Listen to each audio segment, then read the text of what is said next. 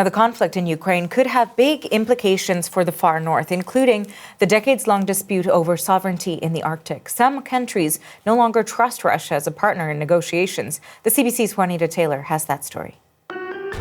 Sitting on the Arctic Ocean floor is a titanium capsule containing a Russian flag, a symbolic claim made in 2007 on the polar region's oil and minerals. Though it is in Russian waters, the intention is clear. About a third of the GDP, or at least 25% of the GDP of Russia comes from the Arctic because of the oil, gas, and minerals and all of that.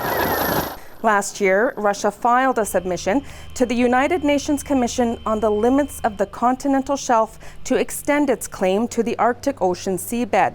If approved, the country would have exclusive rights to resources on the seabed and below it.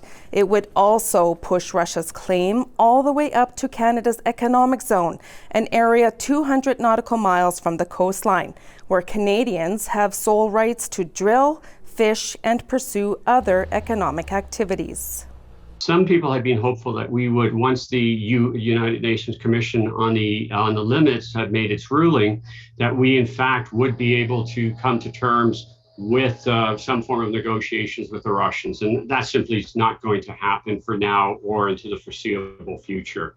Hubert says the saying that the Arctic is untouched and therefore money doesn't need to get spent on military security now has to be reevaluated.